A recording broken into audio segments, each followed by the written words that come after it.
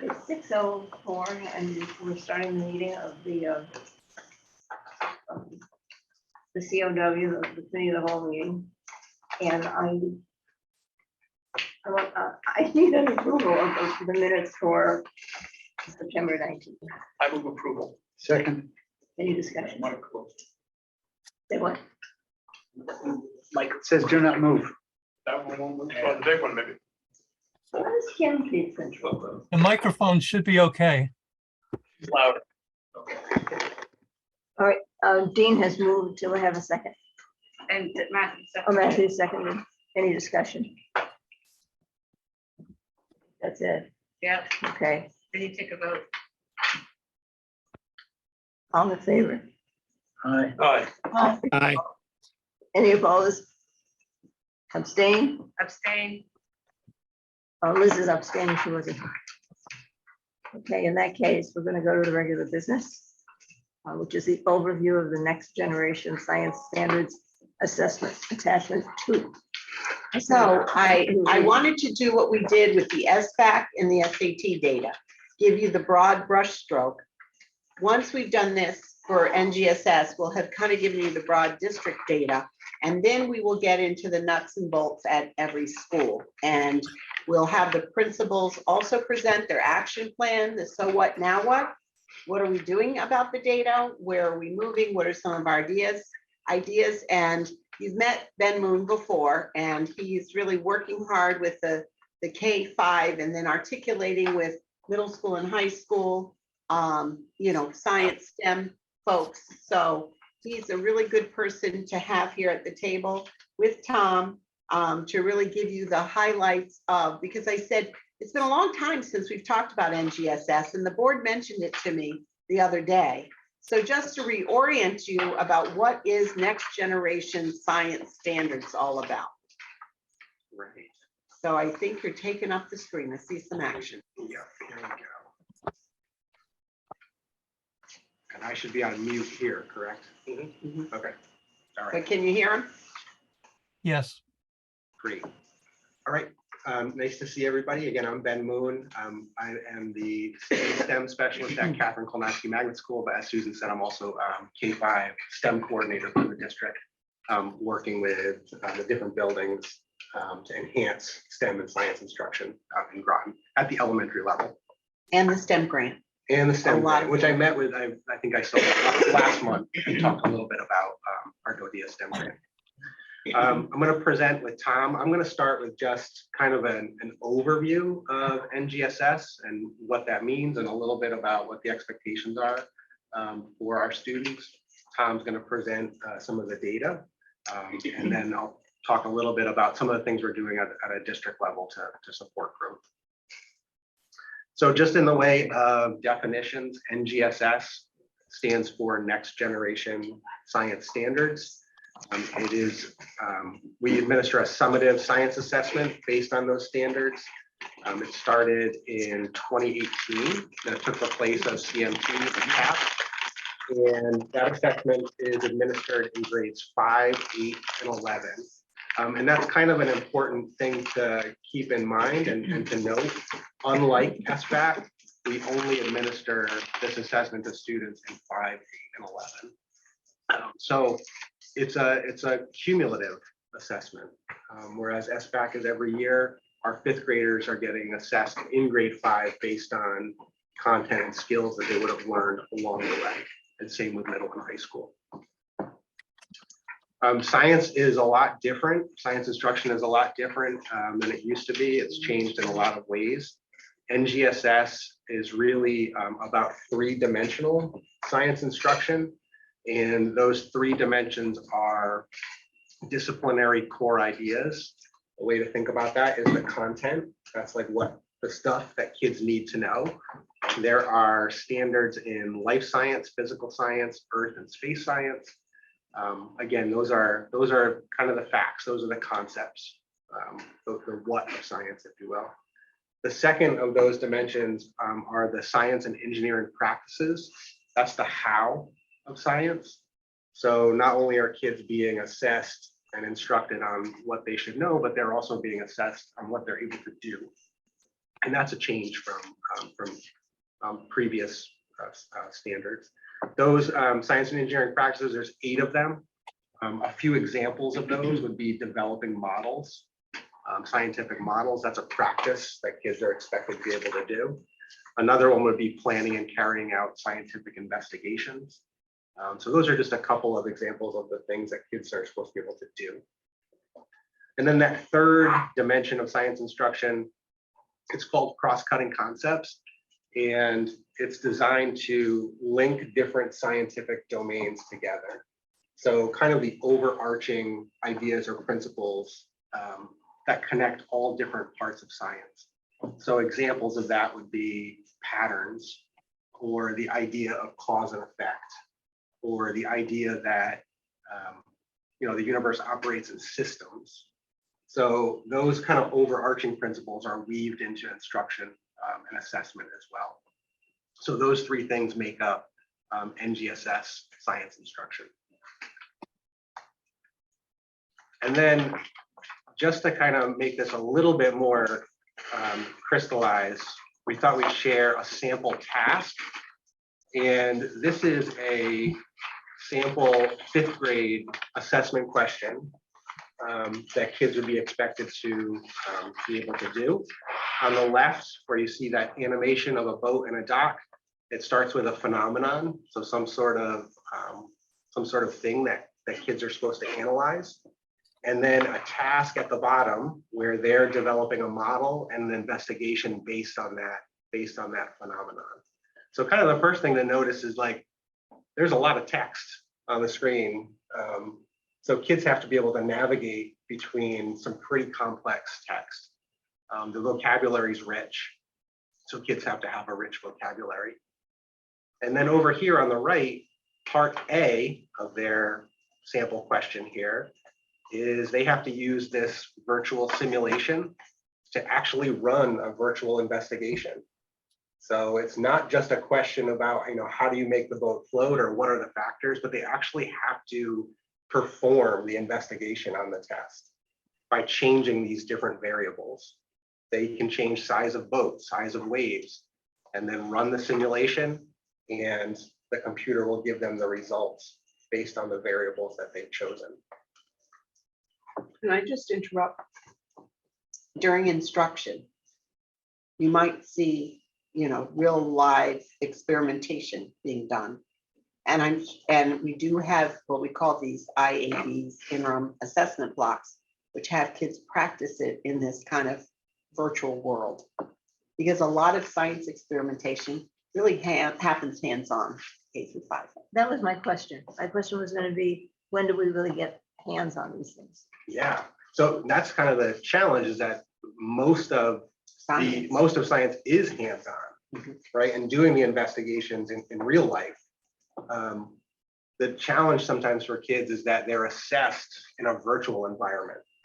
So we have to look for ways to bridge those 2 things. We don't want one to replace the other. Yeah, how do you do that? State has provided these samples, and they actually practice them out. They might even do a lab and then try something similar out virtually. Yeah. And talk about comparing and contrasting that experience. Yep. So the state has tasks like this one. They're called interim assessments. And it's really a great way for kids to just kind of get exposure, to the types of questions they'll be asked on the test. And even though these are assessments, we've found at my school, and I know a number of the schools, that a lot of times these are best used as teaching tools. Not necessarily independent assessments, but as tools that kids can work on in partnerships or small groups, and then debrief with teachers, because it is different. It's just a different way of thinking. Ben, do you mind if I see if there are any other questions from the board? Sure. Does anybody have a question for Ben? Mr. Moon? Ben, Anybody on the screen have any questions up to now? that's what I meant too. Thank you. Go ahead. All right. So I just wanted to wrap that up where this would be, the beginning of one of these questions, the phenomenon, doing the investigation, and then it continues. Kids have to actually analyze the data that's been returned to them via the simulation and choose different trials of their data to back up different claims that could be made. And then last, kind of down here at part D, this is kind of where the what of the science comes in, where they need to know things like amplitude and wavelength or something specific related to the science content. So I wanted to show this again, just so that you can see it's not, assessing science these days isn't just, naming a set of facts or remembering a list or memorizing. It really has a lot to do with the doing. But there is rich vocabulary and there are a lot of things that they need to know going into this. Absolutely. So that's why that content piece is part of the triad. Absolutely. So I see 5, 8, and 11. What happened to 9 and 10 grades? They're only assessed at. They're only assessed in 5, 8, and 11. Oh, I see what you're saying. Okay, but are we just doing this for assessment or are we doing this to teach science?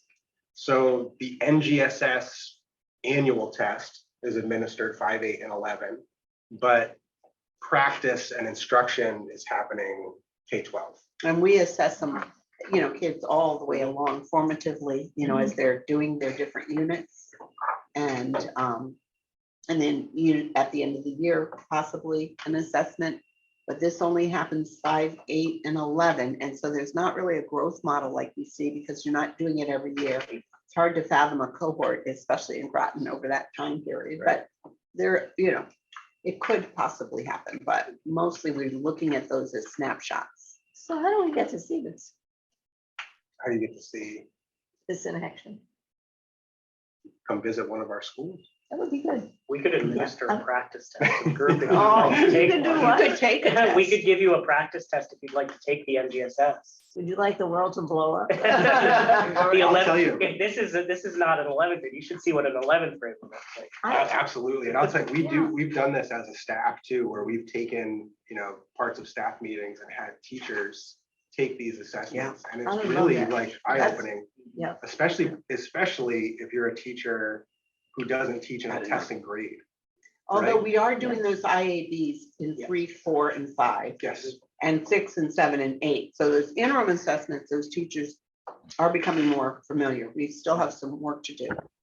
But I think it is the responsibility of all those grade levels, even though you're only assessing at those 3 Yes. benchmark years. Yeah. And Yeah. I think I wrote it up in my board notes that we had a great visit from the state at CK. I know that. And Ben and Chris and Dan really showcased some of their wonderful work on Mondays with their maker spaces, Maker Mondays, and it gets kids into school on Mondays. Ben? Yes. I'm taking away from this that while they're only testing at these levels, that we're reusing, recycling the strategy at all levels. Yeah. And kind of to Susan's point, especially this year coming up, one of our, I would say, district-wide strategies, I know it, speaking from an elementary standpoint, is to integrate these types of tasks into our science curriculum. So this past summer, we had teams of teachers that created different tools, planning guides, pacing guides, looked at assessment resources, went through all of the interim assessments that are available and highlighted the ones that were the most useful. Excited. A question for Susan? Well, go ahead, please. Go you. Oh, I go. saw Beverly, so I'll go with you, William, then Beverly, and then we'll go back to Matthew. So how is this incorporated into the, the classes? For like my son took it last year and but wasn't familiar with it that much, and he's in some AP science classes and stuff. So how is it broken down into the curriculum specifically, to address this, such that they don't experience something that they, are unfamiliar with testing? Yeah, it's a really good question. I think a couple things, and again, we had some teams of teachers work over the summer to address particularly that question. Using tasks like this works really well when you link it with the content that's being taught in the classroom. So each of these kind of tasks, these interims, are connected to standards. This one happens to be with waves. And in our curriculum units, there are units that address those standards. So we would choose a task like this to be either in the middle of a unit or at the end as a teaching tool, if appropriate, or as an independent assessment, if appropriate, kind of when those units were happening. Because that way the content on the sample task kind of makes sense. You know, it's what kids are learning in their regular science unit, and then have an opportunity to practice what that might look like on the assessment. Is the time standardized for everybody to take the test, or is there variability based on, 504s? Oh, yeah, there's variability with this. And it's all on time. Time. It's all on time. Hmm. For everybody, it's on time, So, on time? on time. It would be hard to navigate if it were the first time though. And that's why it's so important. All the curriculum work, we've had crack working with all of our teachers, K-12. That was the STEM grant that we're ending now this year.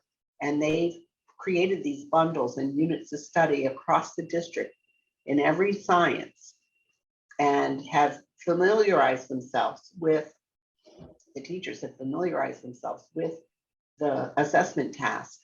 But I think what you call to mind is that I'm wondering if maybe even some of the APs or the higher level courses haven't adopted some of this, and that's where we probably need to follow up. Just to make sure that they're also doing the IABs, because you don't want to come across this kind of an assessment for the first time at the assessment time. So thank Beverly, you for bringing that to our attention. Beverly, Are you there? Thank you. Yeah, I'm here. When in the school year do they take this test? In the spring, May. Same usually time May. as the SAT. Well, SAT is more like March, April. But the we really push out the NGSS and the SBAC for later spring. And when you say it tests the skills that students have learned on the way, does that mean it builds on the foundation? The test builds on the foundation at the, like what the students learn in grade 7, is that part of the test in grade Yeah. 8? Yeah, absolutely. And same for grade 5. So a grade 5 assessment is going to contain content that would have been taught or introduced in 3, 4, and 5. Okay.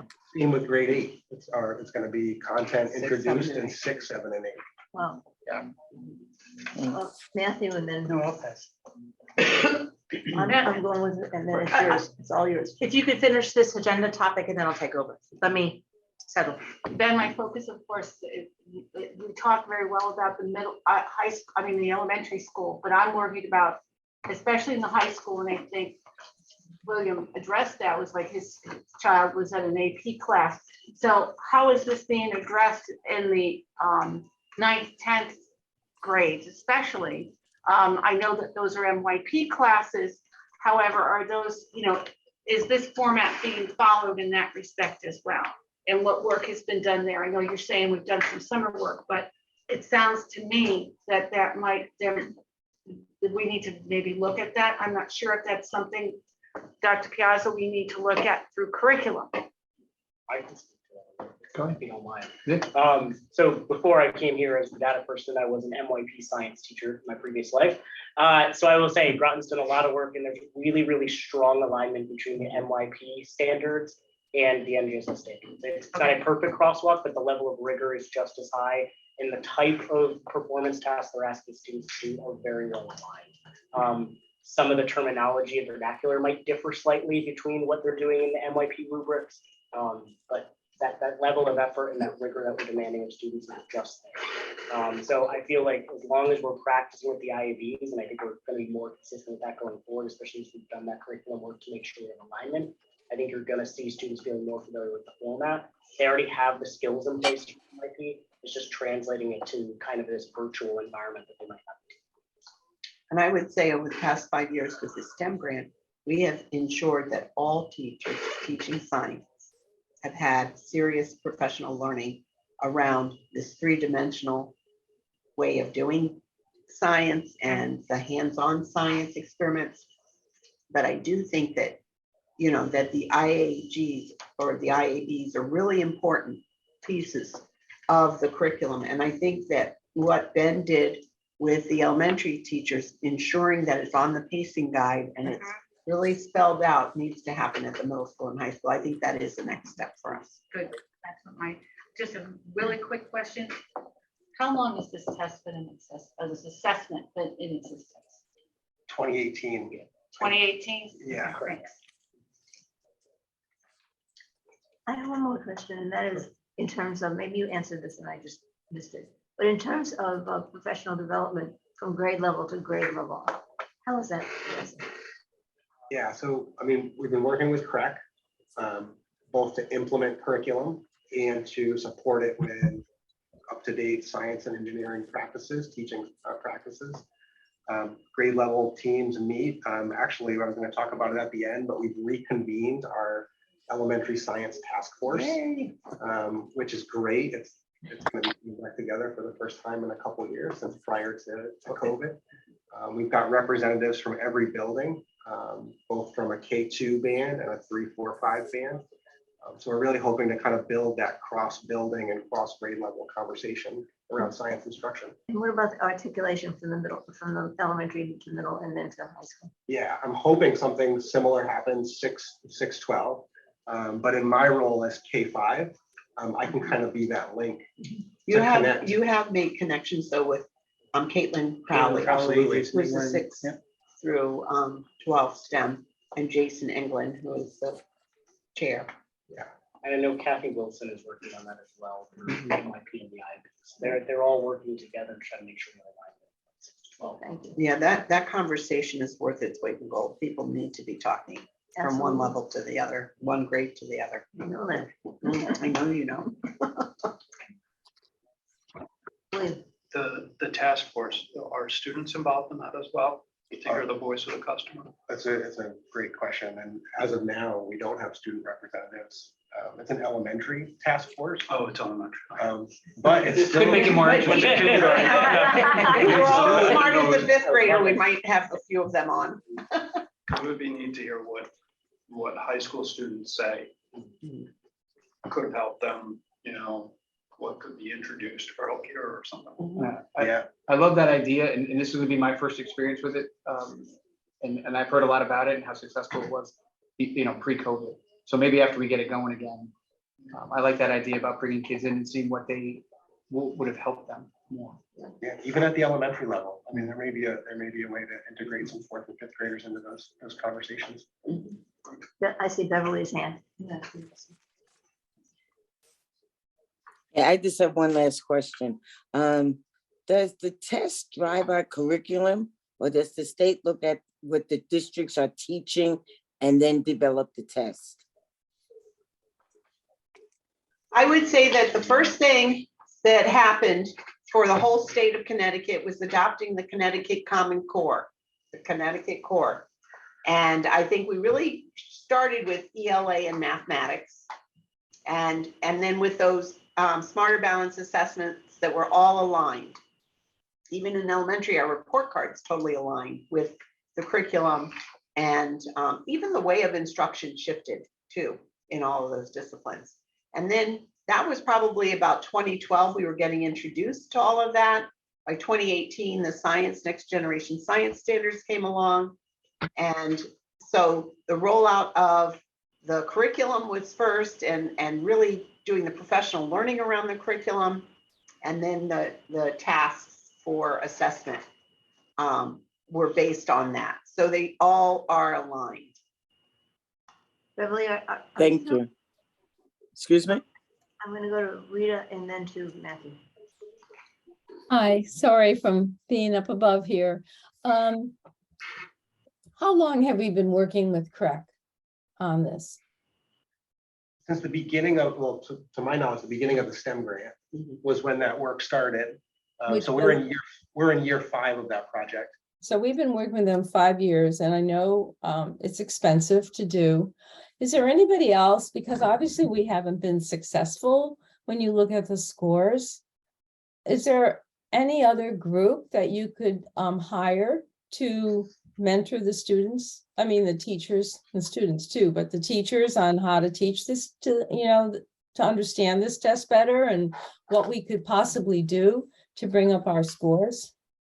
So I would say CRAC was spearheading for the whole state of Connecticut and the State Department of Education at the time. So they were really the first out of the gate. We had tried some work with Learn, but it wasn't as successful. They didn't have the talent pool that CRAC had. And I would say that the Connecticut Science Center, however, is another great resource. And Ben knows a lot about that because they've worked together with CK. And that's another organization. That's a really good question, Rita, that we may want to reach out to the Science Center as another really highly qualified organization. They all I understand agree this with you work. on that. I like the Science Center in Hartford. Yeah, yeah. Because obviously, when we look at these scores, and if we've been working with CRAC for almost 5 years, and it just hasn't helped at all. And I've seen there's actually no improvement. There's actually less of an And improvement. you got to remember that we had this thing called a worldwide pandemic. I know, but the past even 3 years, before- so but I would Susan, say that I would Susan, say that even before the pandemic, our scores were really low in compared to the rest of the state of Connecticut. well, not compared to our DIRC. We're really pretty Well, good in our DIRC. I'm not looking at our DIRG, I'm looking at our Oh. surrounding towns and the state. It's just not the DIRG that we should be looking at. No, we don't. But we want look at people to neighbors too. move to Groton and from, let's say, East Lyme or Stonington, and not choose to live in those districts because of the education program. So we need to bring up our scores. And I don't know what is going to happen, but I would like to see benchmarks and get a report every month on what's going on. I mean, this has been since we had a board member before you were with us named Mary Kelly, who was a Pfizer scientist. And she even said way back then, you know, like what's going on with science in our schools? Obviously, we're not up to par. So we need to really get going with this. And that's all. I'm just so upset about this. It's hard for me to even talk about this after reading these scores. But thank you. That's it. So I definitely would like to say is move away from CREC. If we're paying them, we need to go to somebody else. Thanks. I would just add, Rita, as someone who was involved with CREC kind of at the start of this process, you know, this was a massive sea change for science teachers nationally and in Connecticut. Not only did they have to learn a total new way of teaching, but CREC, I think we're on the 3rd iteration now of those CREC bundles. So CREC is hearing the feedback. I understand there were challenges along the way, but it was really kind of a homegrown Connecticut project with teachers from around the district building that curriculum by scratch. So certainly there could be improvement, but there was a lot of work put in by a lot of teachers. I don't know how many Groton teachers were part of that, but a lot of teachers from the state really building a curriculum by hand. Matthew? I was going to say, I was going to talk about one thing, but I'll talk about two now. I'm going to follow up with what Rita said, because I was going to ask a question after we look at the charts. But I see the charts here and with all the other assessments that we've looked at thus far as a board, that there's some great news and there's some very hard news. The great news is that we're doing better than most of the people in the Alliance District, except for Vernon. I don't know their magic sauce. And we're doing very well, you know, the DIRG and I think Alliance and DIRG is what we're compared to. What I don't know, what our charts don't show is where we stand on the state with, you know, compared to the state. So my request would be that when we do another set of charts and iterations, that we add another chart to see where we are with the state. The second part of the question is, when a given test comes back at 40% below grade level or 52% or whatever the number is, I understand that we have some students who with various disabilities may not be able to achieve these standards, but we can help them along so they're making progress to live the best lives they can. And I get that, but I'm not sure what percentage when we're arguably 30% below grade level on something, how much of that 30% are kids who are really challenged, for whom the progress we're making is more than sufficient? And where is our pool of people where we really need to focus? So I don't have an answer for you, but that's my concern. And I agree with the idea of benchmarks. I think we need to have benchmarks both in terms of competency levels and timelines to reach them. beyond what was on the chart. The second question I had was going to be remembered by me in a moment. Well, I think when we go through this a little more deeply and Tom is able to share that, that's a good segue to answering some of those questions for you. Let Dean go, and then I remembered what I had. Beverly, do you have your hand up? Yeah, I just wanted to ask, Matthew already asked it about getting the state scores and see where we stand with the state. Oh, Dean. Sorry. So Rita brought up a very good point that applies to everything we do. And I realize that there's a usefulness in categorizing school districts by DERG, oranges to oranges sort of thing. But there is a reality out there, which is this. And we're all aware of it, but I'm just going to be the person that mentions it again. If you're coming from the outside of this area, and you're looking for a 3-bedroom home, you can buy in any number of towns. And whether we like to compare ourselves with East Lyme, or whether we think that's fair or unfair, I'm not just picking on East Lyme right now. I guess I could pick on a couple of others. These are relevant. So what you may see long-term, and I know because my wife works for Pfizer, and they're not supposed to sort people, but in fact, somehow people tend to be steered toward East Lyme when purchasing real estate. It's no mystery why it is that a lot of Pfizer people either have lived or currently live in East Lyme. It's a heavy Pfizer town. With the sorting that takes place, as people go, wait a minute, I'm moving into southeastern Connecticut, where should I be putting my kids?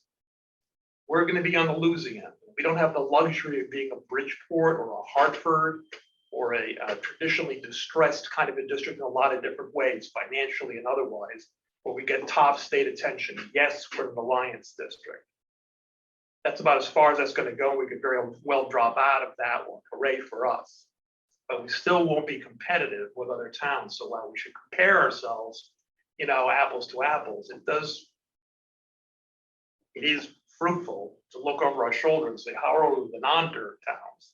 Because that is a reality when it comes to paying our budget, when it comes to capital projects. At some point, we won't have it. People will not be satisfied with the performance of this district. Property values, I hate to use that ugly phrase, property values will stagnate, and we'll have an even bigger problem. So we are in competition with the East Lyme.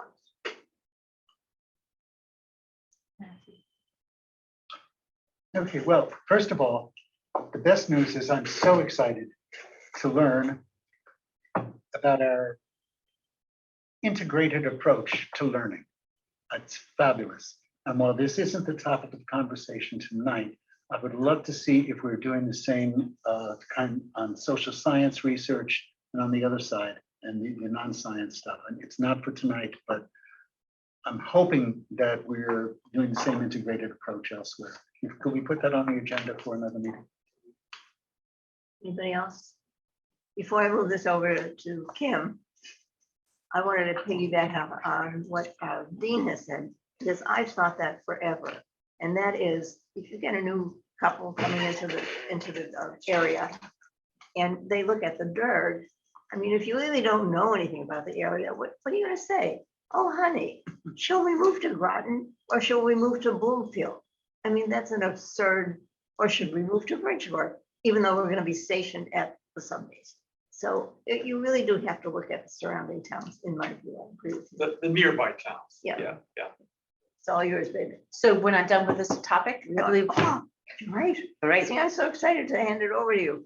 You were just trying to cut me off for my part. I get it. I know. They have Yeah. questions about your part.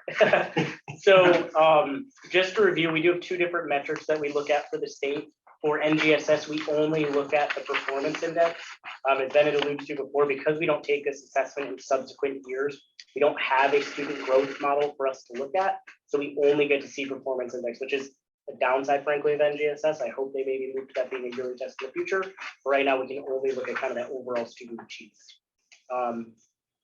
So With performance index, the state has basically laid out with all these tests with both SBAC and GSS that the goal is going to be 75 for the index indicator by 2030. And we talked about that previously, and that's one of the metrics we're using to help us set our goals going forward. Just wanted to make sure we revisited that. So this is looking at NGSS performance index for all students. Again, just briefly, an index is just taking a whole bunch of different tests and putting them on a common scale so we can compare them somewhat apples to apples, if that makes sense. So again, the goal for the state would be 75. So in 2018, 2019, we were at 65.4. We had a gap year. We didn't give this assessment in 2019, 2020. 2020, 2021 was 63.4. However, I want to be really clear here on this number. This 63.4 represents all students who took the assessment. Not all of our students took the assessment in 2020, 2021. About 2/3 of the students took it, right? Also, some students were allowed to take it remotely. So please take this 63.4 with a grain of salt. It is what the scores actually were. I'm showing you that, but please remember the fact that not all of our students took this test, especially a lot of our high need students who were not engaged in school yet at that point. And this test was administered remotely in some cases. So please take it with a grain of salt. In 2021, 2022, where almost all of our students took it back on a normal administration, our scores were 61.3.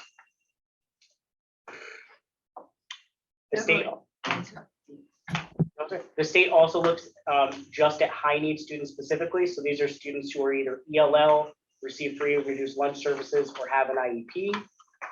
In 2018, 2019, they had a 58.8 score in the index. The goal is still 75 for this group of students, according to the state of Connecticut. Again, the gap year in 2020, 2021, 55.5, and in 2021, 2022, 54.1. So these are not percentages. Yes, be very clear. These not are percentages. targets, so it's not 58.8% of the population. It's they're that much further away from 58.8 to 75, which is the goal in 2030. So some of the misunderstanding might come from, it's a different way to look at this chart. It's not out of 100, you know, it's out of the goal target being Yeah, 75. so to be clear, 58.8 does not mean that 58.8% of students are proficient or at or above grade level. That is not what it is saying. Okay? I am confused.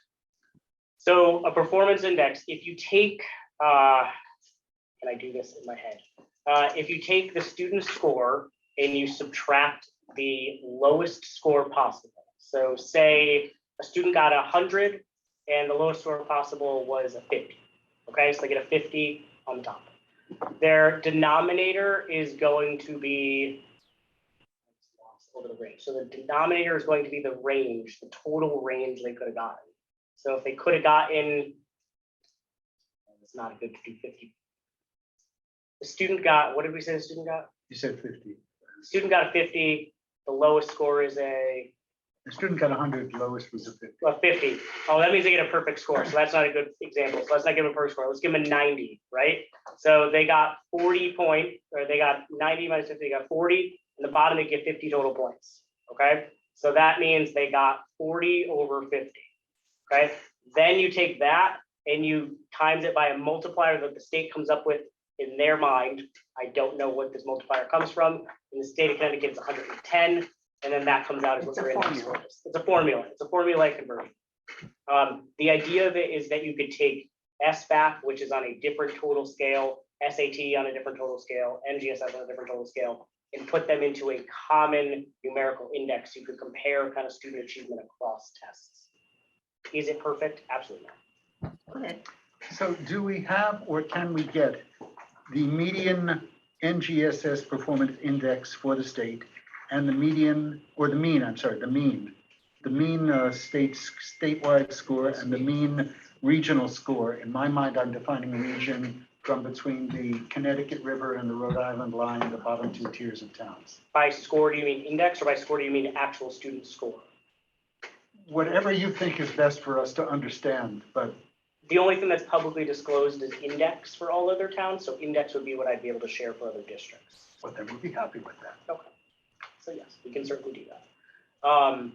This is comparing those NGSS index rates for all of the Alliance districts in the state of Connecticut. Again, the numbers were not put on top just because they can't display that small, so I apologize for that. As you can see, Groton is all the way towards the top with only Vernon, as Matthew alluded to. We go back and forth. Yeah, ELA, math, and NGSS, we're at the top two, absolutely. always. We're top, I think, in math this year. This is by region, what we were all kind of alluding to in the prior conversations, so comparing us to the districts that are right around us. You can see, starting in New London at 48.4, we make a large jump after New London, Norwich up to 61.3, but then you have North Stonington all the way at the top, which was the only district in the area to meet kind of the goal for the state, 75.4. Would they be happy with that score, or would they say we need to do better? It's not out of 100. I understand. Yeah. But I don't, what is the range? How high can we get? What is So how do we move towards perfection, even if we're never gonna get there? theoretically, the highest possible score, well, for a district is 100. That being said, that would mean that every student got a perfect score at every grade level that was appropriate for them, which would be very unrealistic. So the state is saying that the best realistic target for a high achieving district would be 75. That makes sense. Okay, Dean and then Rita and then Beverly. So Liz, Liz? No, Did you, oh, you no. didn't have your, okay, I thought, No. No, I saw it. So we have the performance index, all students. Yep. And then there's performance index, high needs students. And then we have this other chart, these two other charts that compare us with within the Alliance district and then by region. And these look to be basically the all student scores. That is correct, yes. In comparing us with any other school district, I would think what we're doing is we're assuming that all the school districts have the same proportion of high needs students, No, because, which is not true. It's not true. Right, so hypothetically, if we had a lot of high needs students that nobody else did, our score would be, if you will, depressed artificially. So you have to, and this is a lot of work, of course, you have to go in, you have to dive in. So you should be comparing, if you want to, all students, all high needs, and all students less high needs, which we don't have a chart even for Groton. So I would, I accept the bar graph, but I take that with take it with that grain of salt, if you will. So I think what you're talking about though, Dean, is really on display here. These are variations of districts with high needs. And I would say the most high needs are from New London going all the way to North Stonington. So it's almost a staircase. So your point is exactly displayed. And if you go back to the Alliance districts, which are also DERG related, this is a more equitable picture. Of course, your Bridgeports and New Havens, any of your cities are really filled with, a larger population of high needs. So, and your Grotons and Vernons and Bristols are probably not as much. We're probably all in the 50-50 range of, free and reduced lunch, 50, 51, 49 on this end. But over here, they're significantly higher. So your point is exactly right. And that's what these graphs are kind of showing us more than anything. Yeah, we make these general assumptions about how one district or another district may have a higher proportion. And again, all of this presumes that the high needs students are equally or proportionately identified in every district, or that any differences between districts is negligible. I just want to make the point, though, that we have a lot of high needs students doing really well and really bright kids. So you can't just say lump them together. We have some EL students that have made terrific growth on their lost links. And so their growth outshines a lot of growth on non-EL students. So it's hard to make those generalizations. You can kind of picture the data, but then you have to go deeper and say, so what's really happening here? Yeah, I don't want to knock the high needs students. Yeah. But right off the bat, we have segregated all students and then high need Right, students. and the Already- state has already done lumped that. it, Yeah, I mean, the we're state has just, done we're that. just following how the state sets Yeah. up their benchmark for us. That being said, we do have the ability, if you would like me to be able to compare town by town, non-high need student performance and tell you the average performance of non-high need students and then the average of high need students for every district, we can do that. I think that the whole Even point Connecticut's of identifying Yeah. children as high needs or not is to say these children have distinct needs. And therefore, if you were to not consider this, basically it's the high needs versus everybody else. Again, not to cast aspersions, but we're already doing this to identify them for their own good because they have challenges.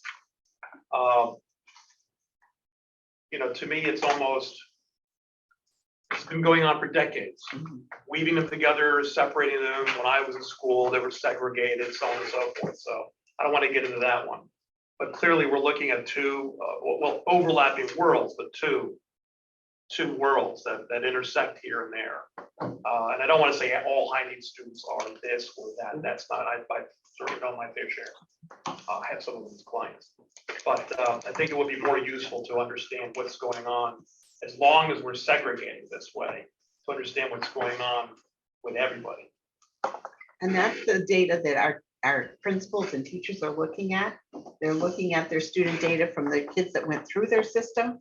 And then they also get the data, like the 5th grade now has shifted over to the middle school. So middle school science teachers can really look at their data to see what was weak, what was strong. And that's where these action plans you're going to be hearing about coming from the principals are coming from really the teachers analyzing the data kid by kid.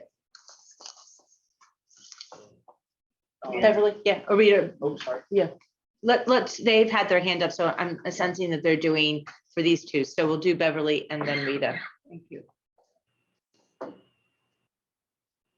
Yeah, Susan, that's what I was gonna ask you. Do you look at individual students that we have in 5th grade and the same students in 8th grade? Do you look at their growth and how, and if you do, can you talk to us about that? But I think it's really difficult to look at growth because of the time between the two assessments. And just frankly, the disparity between the two assessments and the level of the standards that it's looking at. That being said, you know, a 6th grade teacher with a 5th grade certificate the prior year is looking at and analyzing where that student is on the particular skills on the assessment to be able to help, you know, either meet them where they are or, you know, if they're below and bring them up to that grade level standard or above to differentiate. So I think there is work being done on the individual level, but growth is a very difficult thing to assess on this because there's just a 3-year gap in between every administration. And the state just doesn't even go there with Yeah, that. yeah, they don't even offer growth metric. I mean, we could self-calculate it, but it's hard to compare a student's performance in 8th grade versus their performance in 5th grade. It's a long time. And for the span. students who are still here, it's a smaller number in Groton as they move in and out. So Okay, well, thank you. Rita, Yes, I was really shocked when you mentioned, Tom, high needs included students of free and reduced lunch. I can't understand why the state would be lumping those students in with, when I think of a high need students, I think of, you know, students that have difficulty.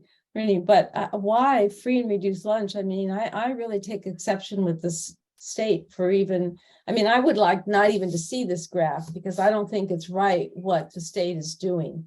What, can you give me the definition again of what the state said was high needs?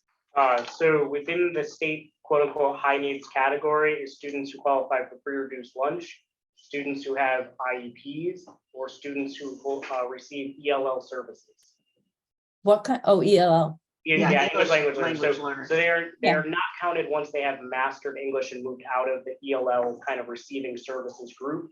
But while they're actively receiving services for the state of Connecticut, they are considered within that category. Well, I would really push back for the state, putting free and reduced lunches in the same category as, you know, English as a second language or students. I mean, people could have an IEP and they could have problems with their handwriting.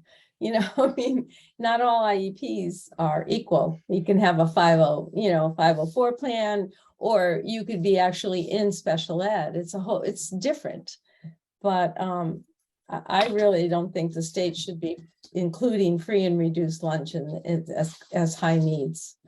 So But- though I can't jump in and tell you why the state lumps all those together, there is this seminal work that happened in the late 1990s and early 2000s, Rita, that you might want to look into, and it's called Yeah, Neurons. I Wait, know excuse me, exactly what it wait. is. It's Neurons to Neighborhoods. And Right. one of the work that what produced out of that work was the understanding that children whose families come from social economic distress, it impacts their academics and learning. Now, I can agree with you about how all those categories get placed into that. That's something that you and I will share. But absolutely, if we are looking at our population, and if we have a higher population where we have more lower socioeconomic status people, that there could be some things around learning.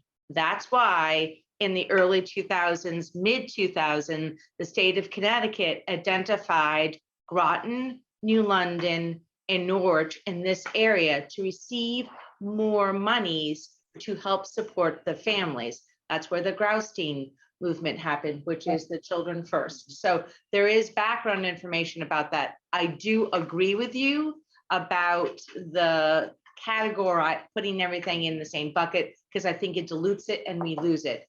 But there are reasons why for the free and reduced lunch. And Right, because I of the understand the private nature Wanna of make free sure and that that's reduced out there. lunch, we really don't disaggregate that information solo. We're not legally able to. Right, because I mean, we have people that are in the military that are paid very low in the beginning. And you know, their families have free and reduced lunch. So to me, it's just not all about the need of an inner city. It's different than that. We're not talking about inner city, we're talking about lower socioeconomic status, but that's not what we're talking about tonight. And I apologize that I got off on my little soapbox. That's okay, but I totally understand all that. But Okay, that's not, I still object to the state well, breaking it out that way. right. And so remember for tonight is what we were just gonna go over the sort of the district-wide Yep. of the new generations of the science. And so that just like we did with the last, was it meeting? SBAC. Sorry, was more than a week ago, so I've forgotten. Is that we were doing district-wide so that it helps set the stage for the board, so that when the individual schools came in with their people, we had both a balcony view, and then we had the individual school and how they're looking at that. I'm going to recognize Dean. I'm just going to supplement what I said before with this. When I was referring to high needs students, I guess I was going by a narrower definition of the state used. I was thinking of students with cognitive issues. Right. It's not considering I think that other students who from a lower socioeconomic, whatever you want to call it, although I would include therefore in their high needs, kids who are just fine bank account wise, but whose parents are having an ugly divorce, whose older brother OD'd on something and all of that. Absolutely. So the container is that's too a big. different discussion. That's right. Yeah. The container is too big. And I don't disagree with that conversation. Yeah, but I didn't mean to just when I was saying high students, I just meant cognitively challenged students. Right. I'm gonna ask, if there's no other questions, I'm gonna ask them to finish the. Sorry, guys. I know we've gone way long on the first agenda item, so I'm just gonna go through quickly.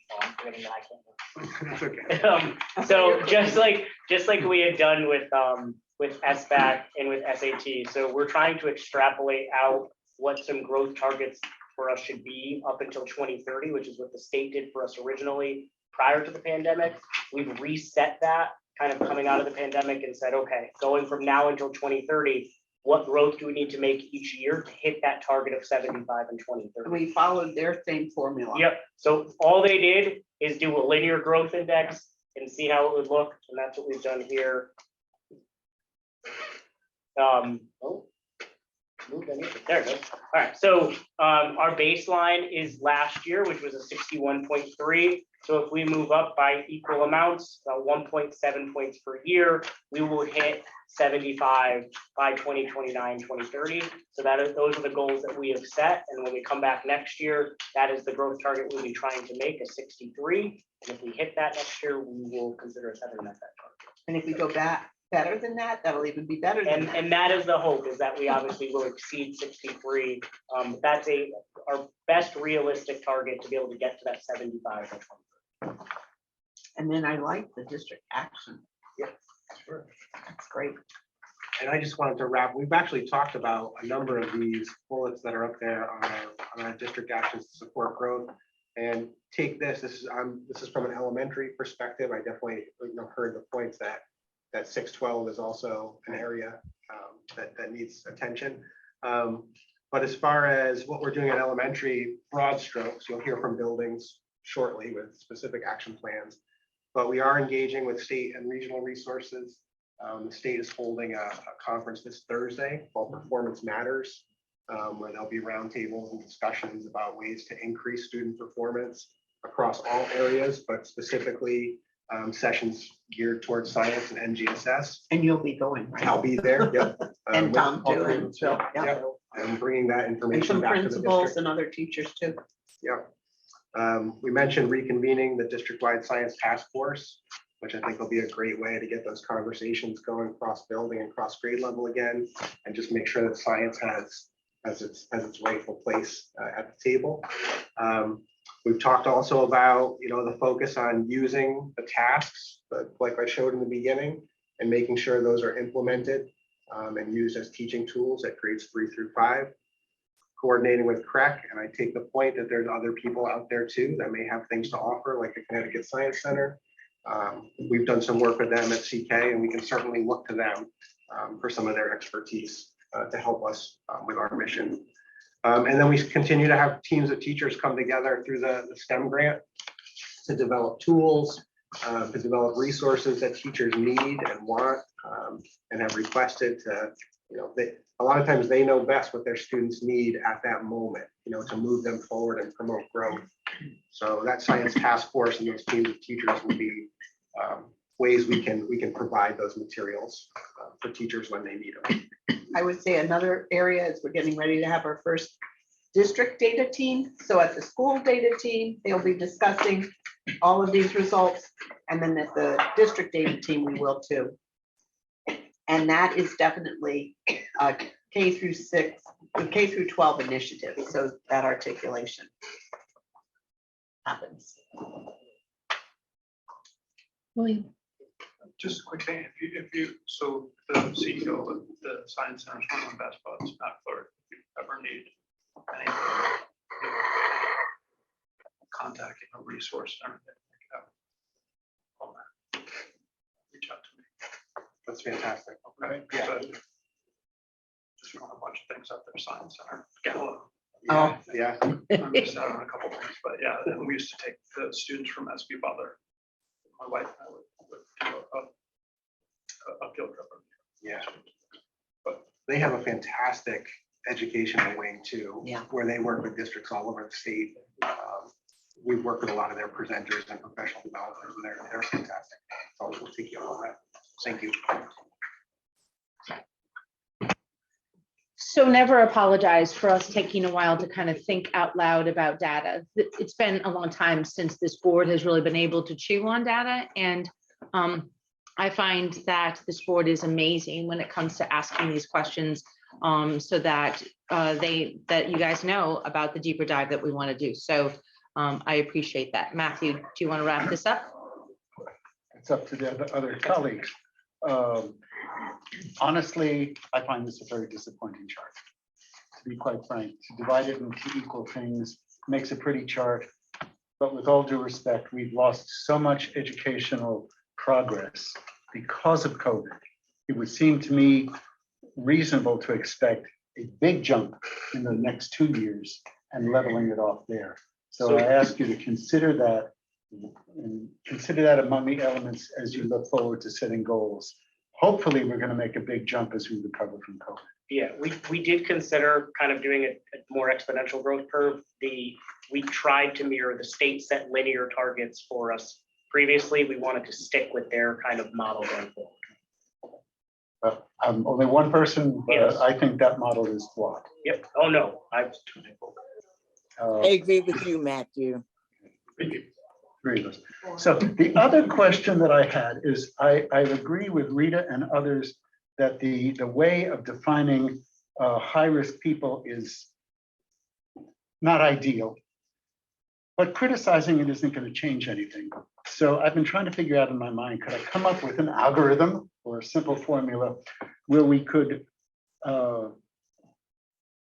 add to the numbers that we have. I think we'll probably have a number of X, whatever that number is. Add to that X those who are not already identified as high needs for one reason or another, to include people who are perhaps performing well but have a cognitive, physical, socially stressed. We can find this out perhaps from our social workers, and so we can add that to the group and delete from the group those people who are getting free lunches, who are doing very well, and understanding that it's going to be an inexact science, but at least we will have a figure of the population that we've identified by our own way as high needs, and then subtract from that those whose physical disabilities mean that we just have to concentrate on getting them as high as we can and not worry about state standards, and see what net we have to work on.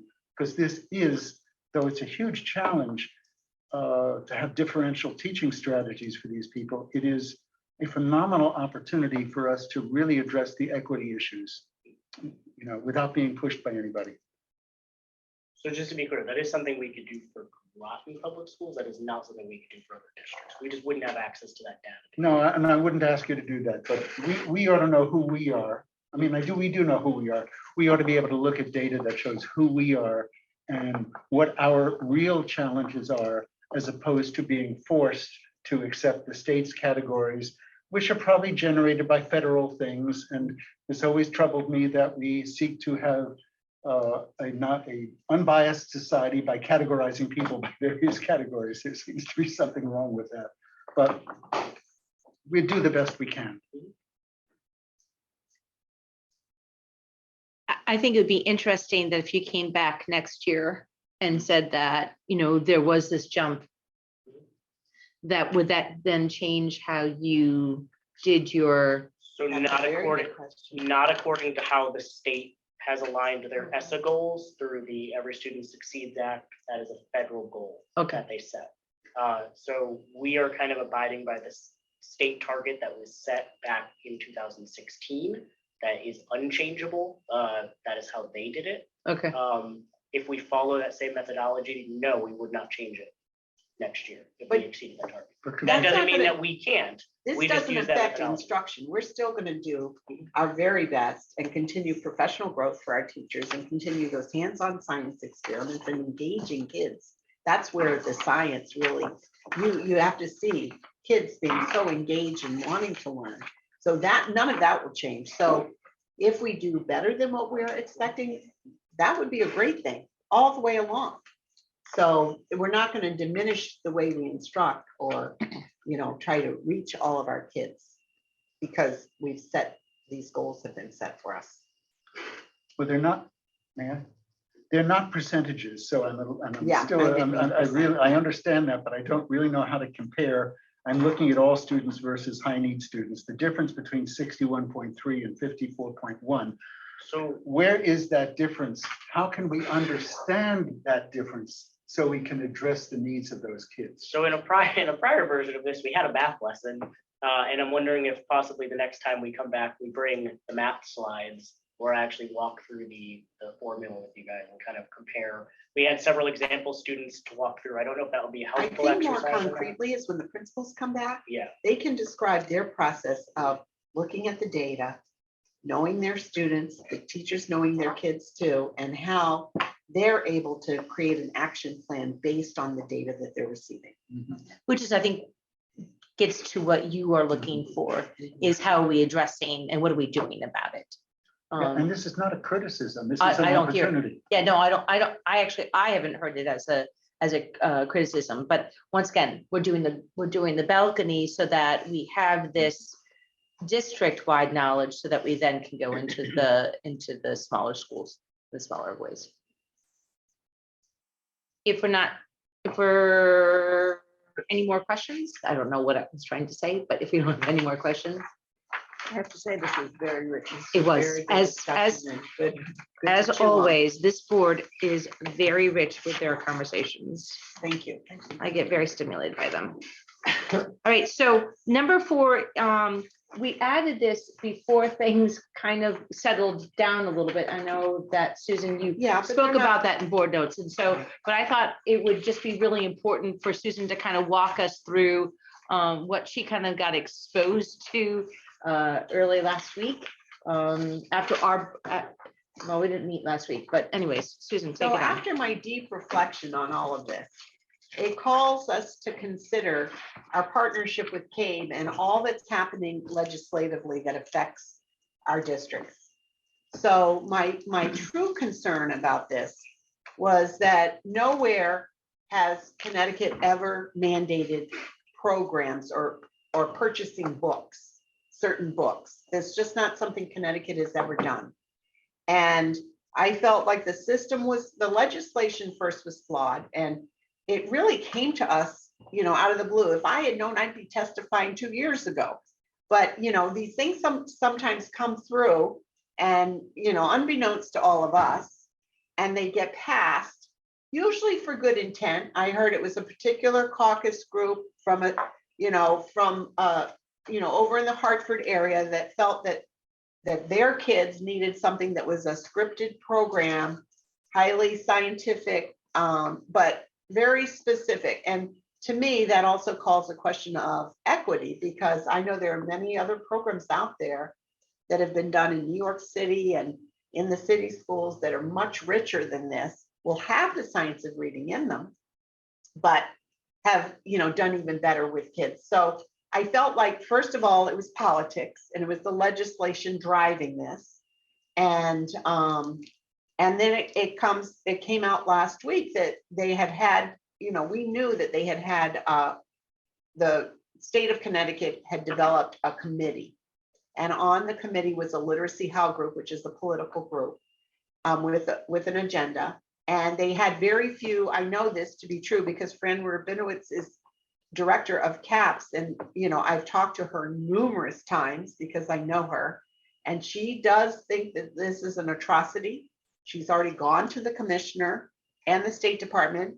On the top of everything, the State Department is so shorthanded. They don't even really have expertise in literacy. I think they have one person who was a reading consultant. And even on this committee, there was one superintendent from Waterbury. There were a couple educators, and the rest were really politicians. So they were deciding how, what should be the framework of their research and how they would implement. Districts were sent in their programs, and they were all looked at. And I had sent in one for Groton, and it was really well done. I worked with Teachers College on it and with our staff. And I was told that those districts who had the frameworks from Teachers College were the best that they had seen, the superintendents had seen that were on this committee. So at any rate, there is a waiver process, and I know that they definitely listened to Fran. All of the alliance districts got together. I was on a team of 4 doing the writing. I also met with a team from Fairfield County. I met with another team from the Hartford area. So I was pulled into several of these conversations to articulate this. And ultimately, we're going to have superintendents from CAPS, Connecticut Association of All School Superintendents, to write the next message. But I'm driving this point home. I really feel that the board needs to consider what happens with these unfunded mandates. Your jurisdiction is to hire me, to know what I'm doing, to also to formulate policy, and to authorize and curriculum and instruction, and to have a state mandate any of these things, you know, is really, because of legislation and politics, is really concerning. Now, I did also reach out to our representatives. I know that the people I'm working with in the Alliance District and people throughout the state are also contacting their legislators. And I know that Heather Summers and Chris Conley did answer me back and would like to meet and talk about this. We also have those legislator breakfasts. Remember when we used to do that? We really had breakfasts. Those are so critical. I can't wait for those to come back, and I would invite all the board to come to those because they give us the highlights. I also get the highlights from Kate, and you know, Eric and I go through that and then, you know, send them to, you know, the things that are shining that we need to pay attention to our chair of policy, Andrea Ackerman. But you know, it was really truly concerning, but I do feel like we made some headway. There were, they surveyed, and out of 169 districts, only 11 had one of the 5 programs that were being suggested. So that means almost every district in the state of Connecticut would have to spend money purchasing this, doing the professional learning, throwing away all of their other stuff that federal government, Department of Defense thought was excellent, and we have the results on that. So the waiver will be showing our results, and I'm not afraid to show our results. We've had really good results over the time. So I just wanted to kind of give you the landscape of what's happening, and you know, I will keep you informed about next steps and that kind of thing. But I think that my main point was you can't legislate a program to districts. You know, we develop the curriculum and instruction. We decide on programs. It's all in my curriculum handbook, Board of Ed. So. I'm gonna recognize Liz and then Rita. First of all, Susan, I wanted to thank you because when I first read about this, I was in Scotland and I was keeping a little eye on things, much to my husband's distress. But anyway, I was incensed that I mean, I was angry that there was this usurp of our power or authority, not power, authority, you know. And I just wanted to say thank you that I thought that letter that you wrote to the 3, our representative and state senator, I think was really a really good, strong letter. And it's very nice to know, you know, that you called them on it. You called them on the carpet and said, this is not part of your jurisdiction. This is our jurisdiction. And so I just wanted to say thank you. Well, I fear too, if it's happening for literacy now, what's next? Yeah, that's what my thought They can was. just steamroll through. And if a literacy house is going to make a lot of money doing the professional development, and these other companies are going to make a lot of money, and they were sitting at the table, or people who represented them were sitting nearby, it's really an issue. It is. Like I said, thank you. And I do know what the board's role is on these things. I just want you to know, I had your back. But I was also furious. Thank you. Rita. Hi, Susan, are you going to be applying for a waiver for? Yes. So you are. Yes, And we are. second of all, as of 2016, they have universal screening for reading. Have you been using the state's assessments? So the problem with that is they've had about 3 different lists that have come out. The first original list, half of the things that were on the list were then taken off the second list. And on the third list, things were added on and some were taken off. So I don't know where we are. I talked to Ajit, who is in charge of the performance office. And he basically, you know, his philosophy is stick with the AIBs and the SBAC and some of the things that we've been using and we're allowed to use on our Alliance tracker. So that's another question that we have for them is that, and we do have the dibbles. There are a couple things on there that we have used. So, but then there's some things on that were on there and they were asking us to purchase like MAP and STAR and all these Ames Web. And now they're saying they're no good anymore. So they don't know what they're doing. Right. Well, other people are watching us. Yeah, I was just looking at their for July 1st, 2023. And it would be wonderful if the state did provide these assessments that they want us to use to the towns, or at least provide funding so we could purchase them. Right. Because they do have them listed here for July 1st, 2023. I mean, on one of the pieces of legislation, one of the requirement is support grade level appropriate explicit instruction and regular practice in the following areas.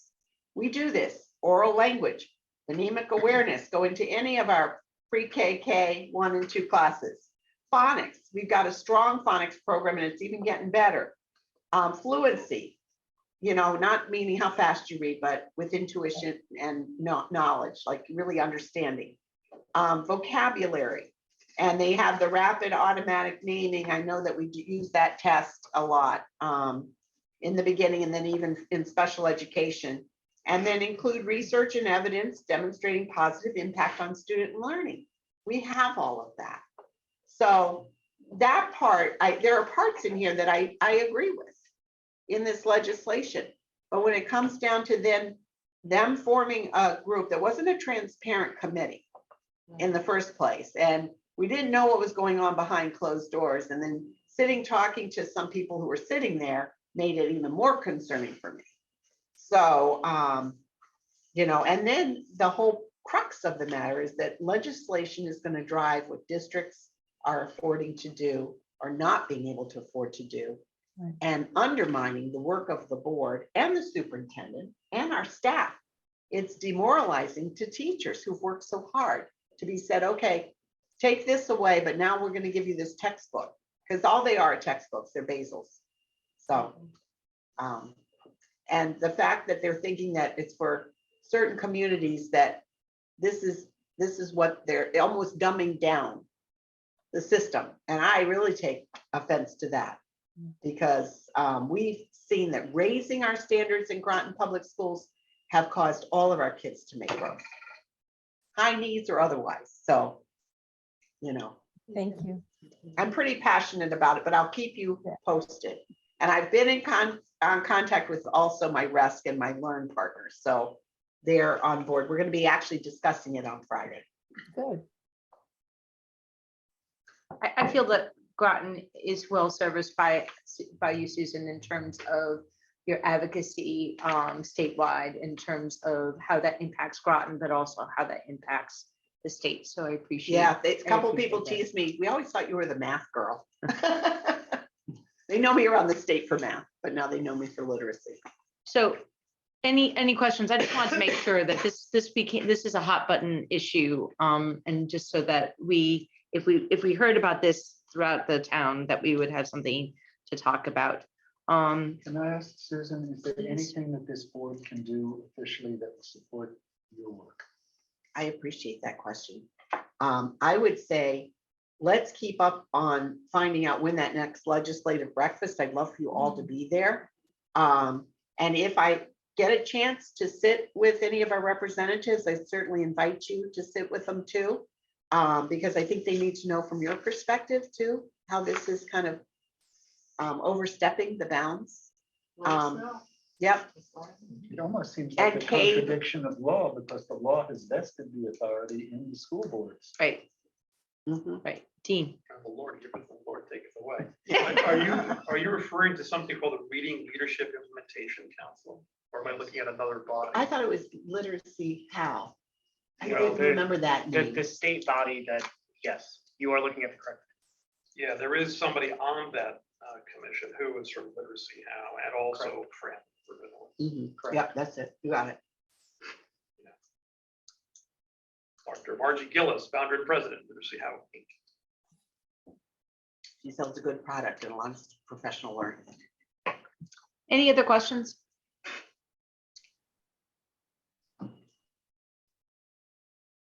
Maybe one of the things that the board could do is get, once this election season is over, because I would think it would be very difficult for our legislators to kind of come if they're busy campaigning, is maybe starting in 2023, maybe quarterly, having them meet, even if they met with the town council and the board, so that they could hear kind of what locally, what we're doing that might be worthy of that. Particularly since we're going to have one new representative. Yes, yes. And potentially more, but yes, at least one, right. All right, so let's moving on. My promise was that we were going to keep the mentoring program alive and well on our agenda so that we can kind of see and watch the movement. So where are we? Thank you, Tom. So our goal is to make sure that we get this mentor program up and running and introduce a plan to the Board of Ed by a couple weeks from now, probably by the board meeting at the end of the month. You'll have a plan. We hire a director, or we have interviews of the director, looking for some of our own certified colleagues, teacher leaders, and their ideas of improving and expanding the program. And so we'll be meeting with them tomorrow, as Phil said. We also will be bringing in Sharon Schick to a planning meeting with Lori and the new director, Phil and I, and I'm not sure, who else will add on there, but that'll be a good planning meeting for the mentor program. We've also, behind the scenes, been working with a mentoring group from EB that have lots to offer us. They have always offered the mentoring tutoring, but this way they would go through our mentor program. So everything would go through our HR process. And we learned the hard way, I think, through robotics that we hadn't done it that way. And so we're going to do it a little differently for this. Also, I got a call from Scholastic. They're offering free books and free mentors to go in and read in the schools. So she's going to be contacting and meeting with me. So out of the woodwork have come some of these ideas. I know Sharon Schick also has reached out to the people who were prior mentors, and they really are excited to continue this work. So I think we're going to have a group of people who are really interested in getting the work started. So once we've introduced the plan, taken your feedback, tweaked it any way that we can, then we will start rolling it out. And there are some mentors, mentees that are already lined up, ready to go.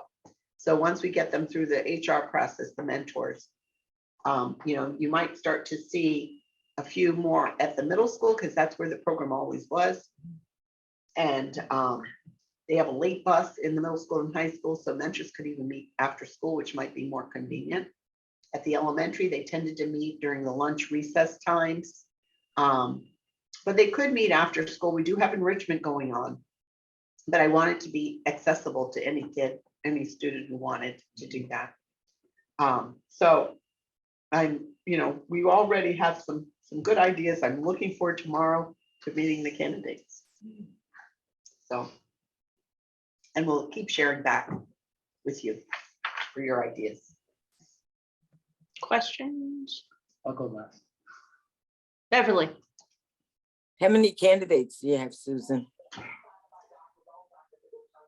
I think there were 5. Oh, that's good. Okay. And what's Sharon Schick's role? I thought Sharon she is was the still what we director. call the coordinator. Oh, she's the So there's going to coordinator. be layers of this. There's going to be the person who has either an administrative degree or is working on that, will help to orchestrate and bring all the parties together.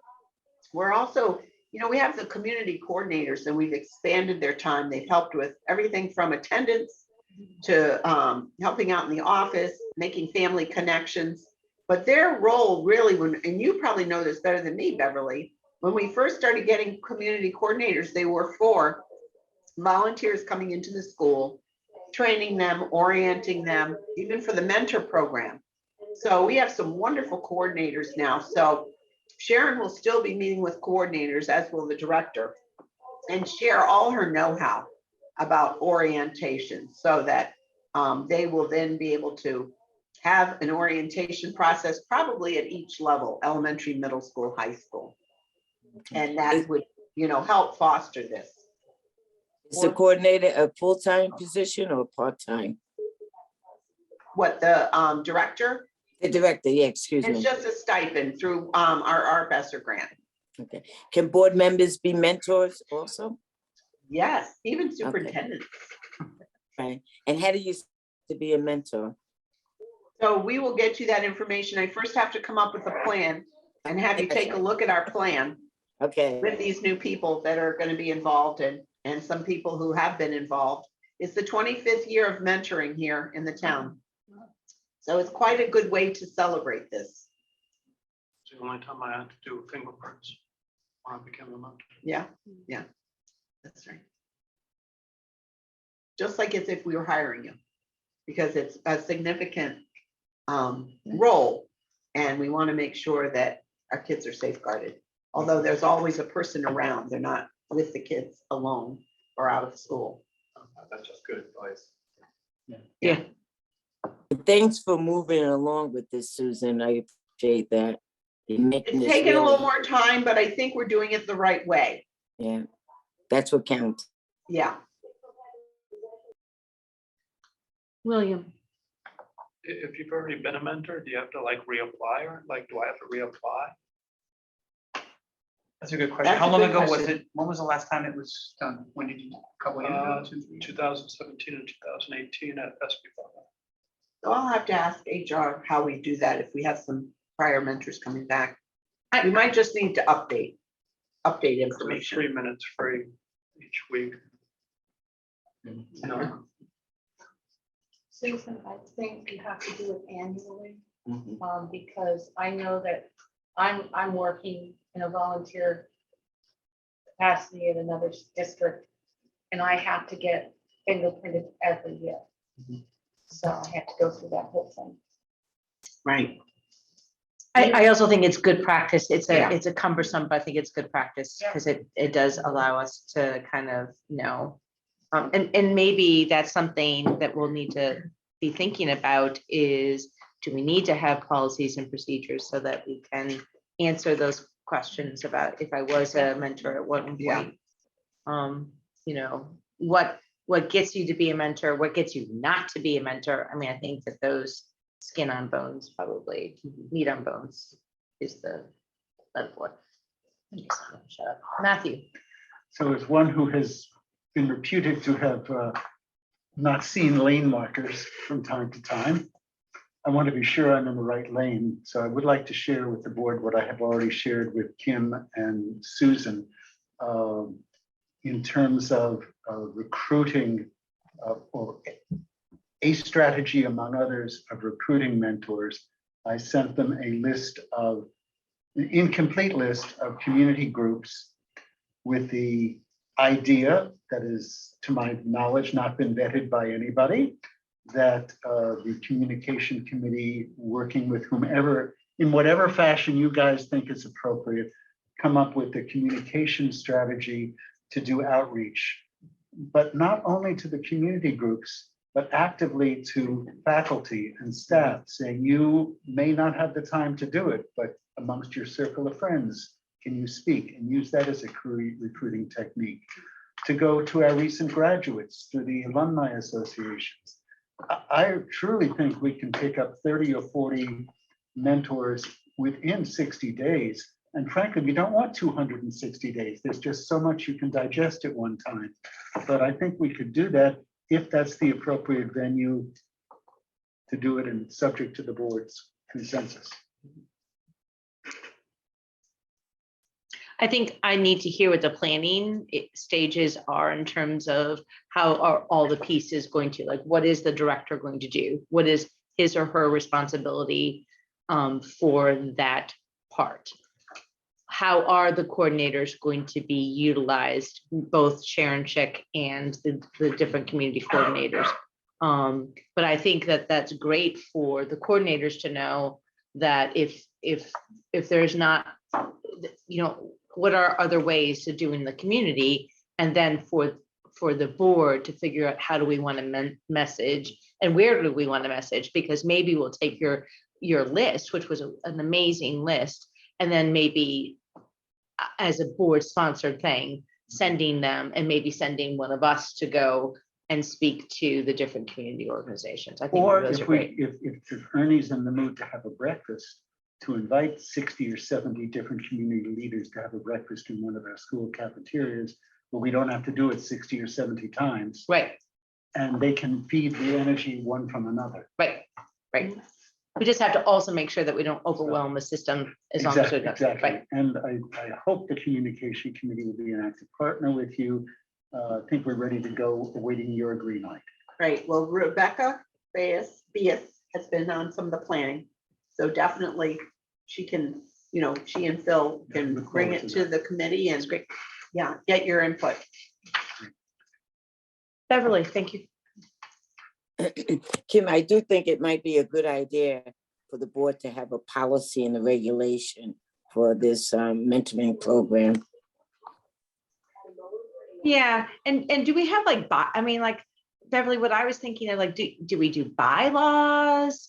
I don't know. But maybe that's something that you're planning. We do have a pretty comprehensive binder when the original mentoring program was developed. And we have that as a model, at least to take a look at, to see what kinds of things were done. So we can use that when we're trying to decide on Has what to be needs to be Yeah. planned, yeah. I'm not sure, so there probably wasn't a policy previously, I'm guessing. Any kind of board policy connected. But that's a great idea. I think we need to look into that. We could have used one of those with robotics. That kind of a policy. That would have saved us a lot of trouble. Because Yeah, that's right.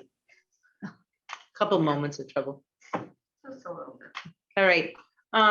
So the next item is staffing, and this is actually, Beverly, I'm going to not apologize, but just to say that Lori was going to be here to present some information. And I have it a little bit. somewhere. And Susan has that information, but she said that she'd be more than happy to come back in November to have a more in-depth conversation if we sort of want to move that forward. So the original intent was to have Lori, but she had a conflict. And she definitely wants to bring forth the data around the district hiring and the diversity that we're seeing more of, but need to see even more than that.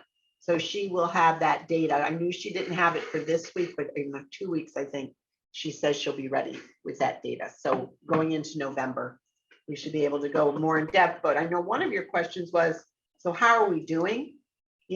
With missing, certain staff members. So her write-up was currently seeing progress in hiring paraprofessionals, bus aides, and building substitute teachers, but we're not there yet. We don't have full capacity yet. Kindergarten aides continue to be challenging. We're supporting these needs by extending their days. So while they might have 2 people, they get extended in the middle of the day, which really supports some of the things that teachers need to do with those,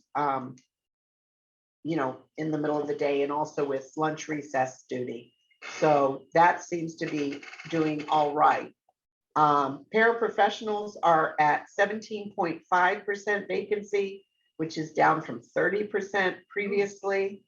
And then general hiring outlook has been improving. However, we still have the majority of our hires are in the paraprofessional area. And we've been meeting with the paraprofessional union a couple times this year just to get their insight and input. And one of the things they keep saying is that some of the other districts have used their ARPESTR money and they've really lifted those salaries up by I don't know. I think she said $25 an hour, which I don't know how those districts will sustain that unless they just don't have that many paraprofessionals. So, that really would develop a cliff. And certainly I said to them, your salaries are negotiated with the Board of Ed. I have nothing to do with that. So I also passed that one along. That, that kind of thing goes along with negotiations. But we know that a lot of people already are hired, and even Target and Walmart and other places are paying that $25 an hour, which is way above the minimum wage of $15 an hour. So I guess there's 32 more paraprofessionals we need, 13 more tutors, 1 bus aide, 3 part-time custodians. Is that accurate? 13 kindergarten aides, but right now they've extended their time, so they're making it work. And then 7 more building subs. So, and then some of the things she had said is coming recruitment in October, November, October 19th, both Fitch High School and CK. They'll have recruitment fairs. This is something you had suggested a while ago. You remember, Rita, when we did it at Mary Morrison. So they're really trying to get it into the schools now. Mystic River on the 20th, central office at the 25th. November 8th for Fitch High School and central office, and then ongoing outreach with social media and Facebook, and ongoing research with Department of Labor in Montville and military community. So we're trying to do that part where we'll hopefully people in our school communities who are interested in work will be able to come and to these fairs and possibly get a job. Have we reached out to Three Rivers, Mitchell, and/or Connecticut College to see if their placement office may have some juniors or seniors who could fulfill some part-time roles? No, but I think I can do 2 things, maybe find mentors and positions. Holy moly. And tutors. And do, Yeah, was there any tutors too. feedback on, well, I'll leave that for after the next meeting. Susan, excuse me if I didn't read this, but have we hired a replacement for Aaron McGuire yet? Carmita Hodge. No. Yes. When did that happen? Okay, Okay, so. Successor, not replacement. Successor, that's right. So I've got I have a question, and maybe I'm just not understanding. When you've said you've extended the kindergarten aides, were the aides like part-time? They were half-time, So then you made it, morning and afternoon, and now their time is almost the full day. okay. Yeah.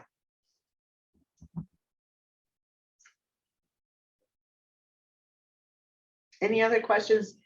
Lori will be back with a much more thorough report for you that she won't read.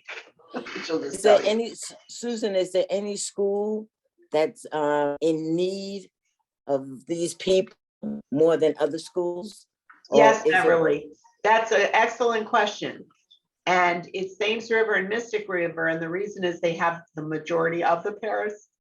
They're the only 2 schools that have a preschool, pre-K programs. They each have the ABA, Mystic River has the ABA program for children with autism, and then Thames River has the Academy program, which are those small groups of kids who have some behavioral concerns, but we try to integrate them into the classroom. But they do require more one-on-one paras, which is really what we've been looking for. Most of our resource paras are the paras who work with multiple children. Those we're really taking care of. So we've had to put some of our staff in place, like substitutes. And we have some subs that are para subs that have helped us to make sure that those IEPs are intact. So that was a good question. I guess I had misunderstood when you talk about staffing. I thought, is this at all linked to the DEI Yes. thing? The She will do DEI that. hiring committee is going to be meeting at the beginning of November. Okay, well, maybe that's what she's waiting for too. So, yeah. I think Beverly, when reached out to me, and Bev, please correct me if I'm wrong, is just where are our empty slots? What are we still struggling to find? And what is this in comparison to other districts? I guess if you're paying $25, you're not having much of a problem. I don't know. I don't know.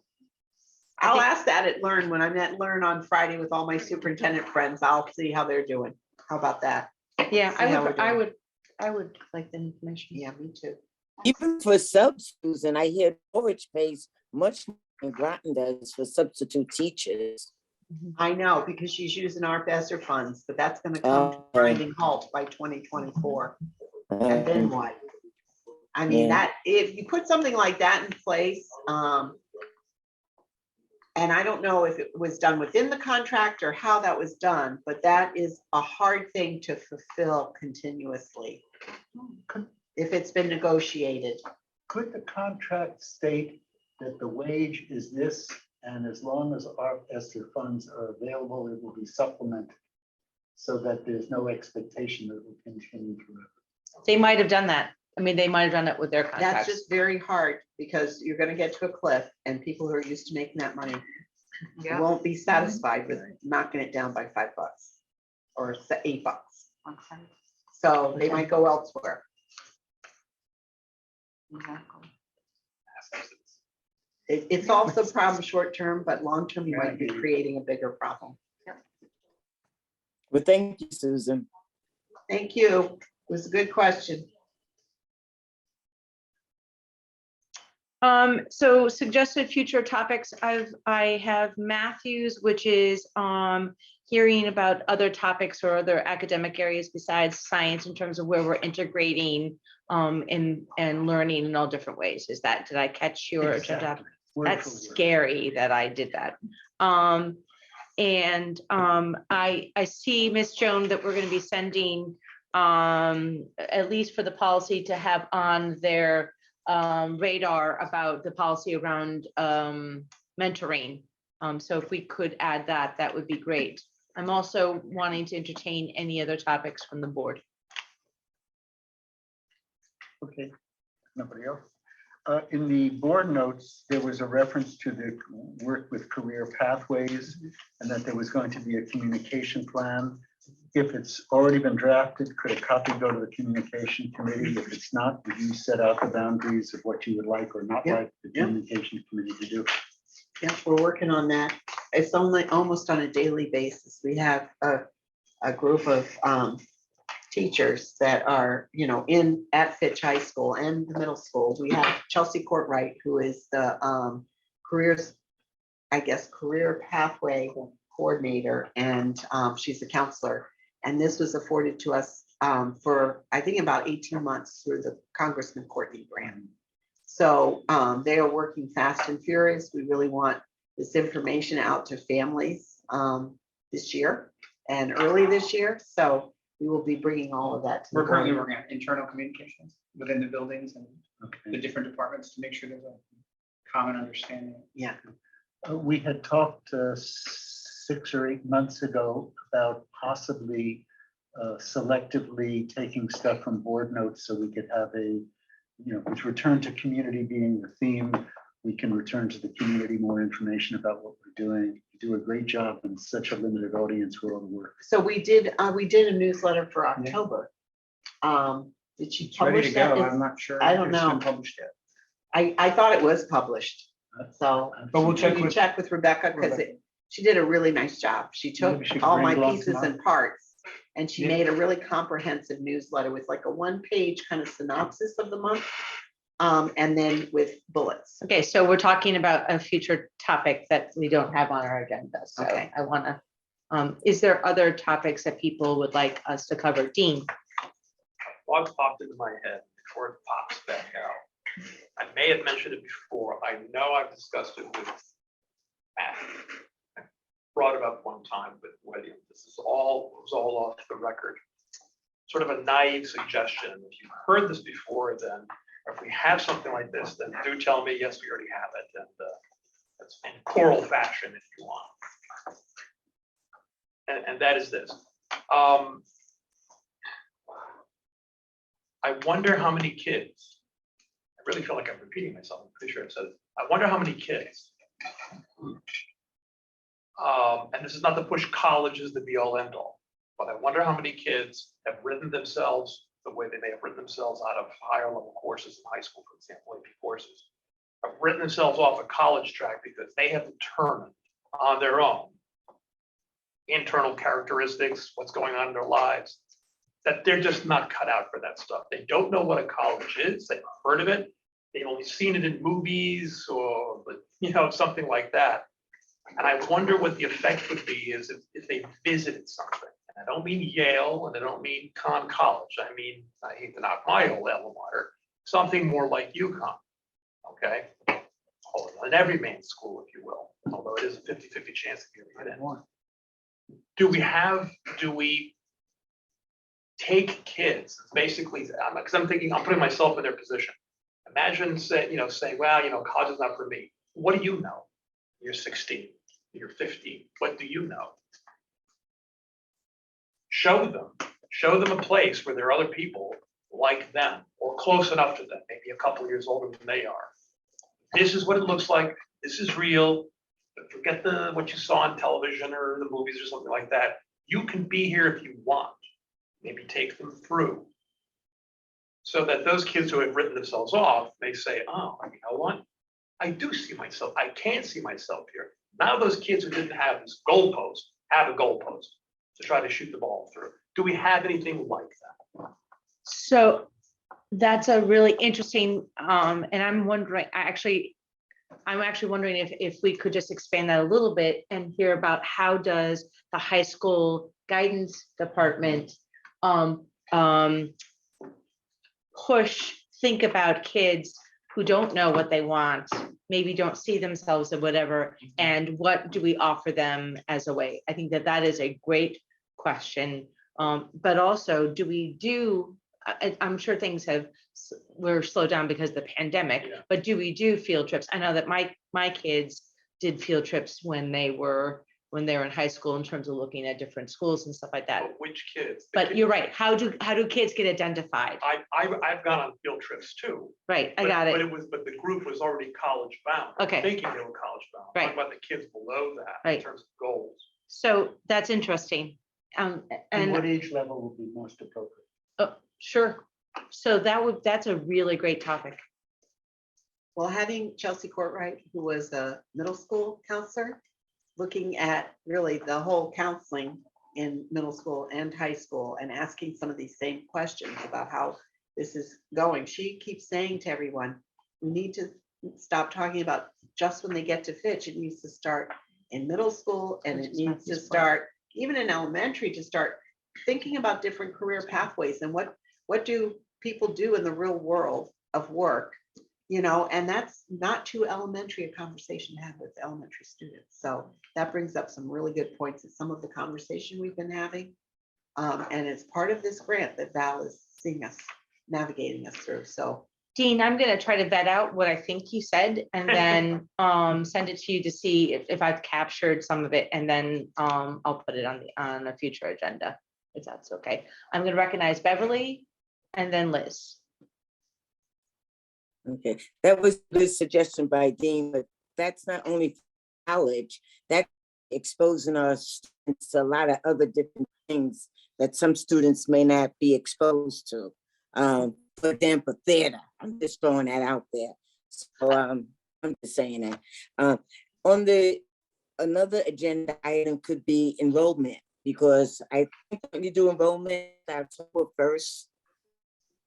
Yeah, I asked about that this morning, Beverly, and according, I'm just gonna answer it. She's gonna give it to us as soon as possible. It hasn't been fully vetted through the state.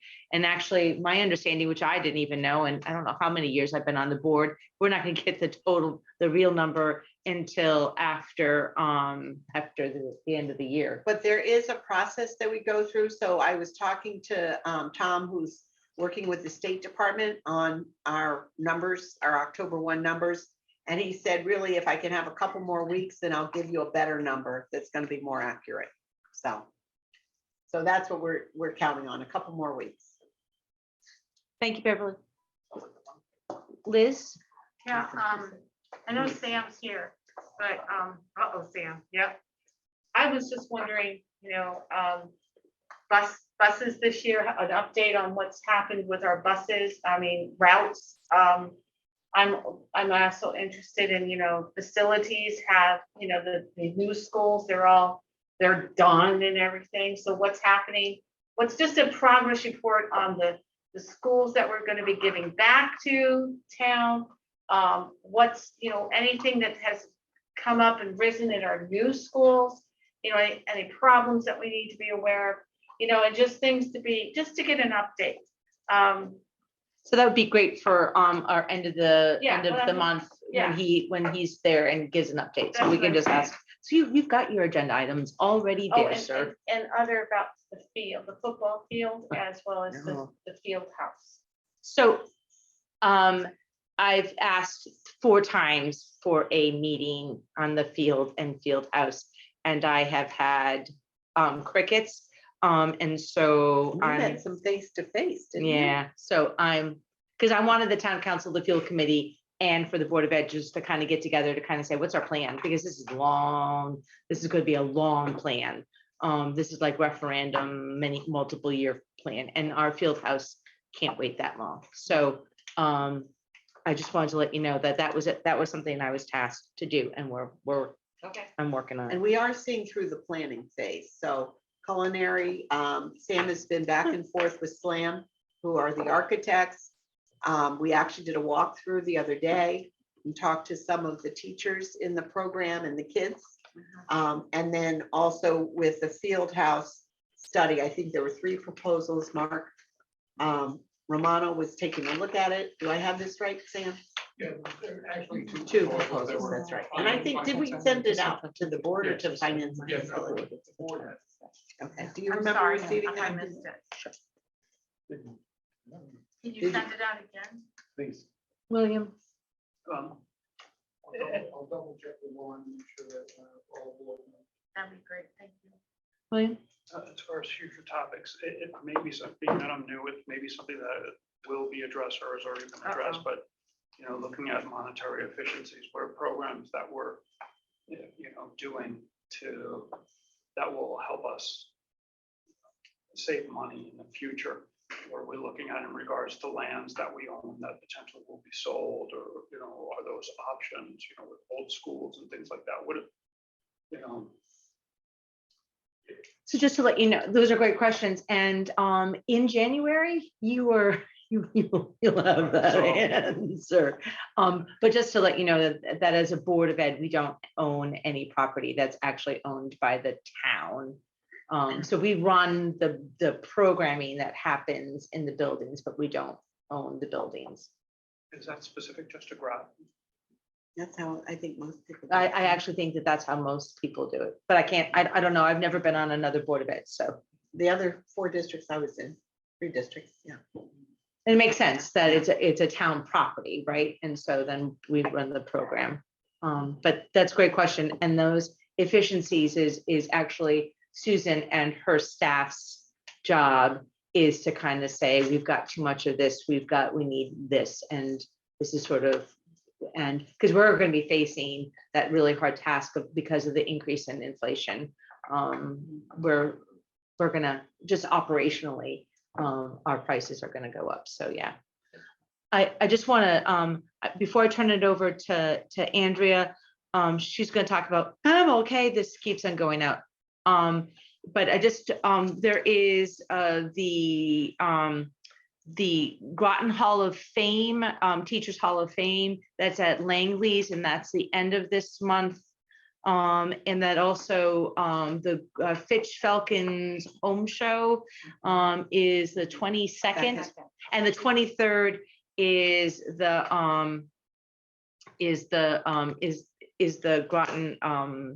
Groton thing. And then Andrea, No. the Groton Teachers Hall of Fame is the 23rd Oh, at Okay. Langley's from I'm 12 gonna to 4. ask Joyce that any of those major events that are occurring that she can't put it on your Board of Ed calendar, but if we make a list maybe of some of the running events that are happening.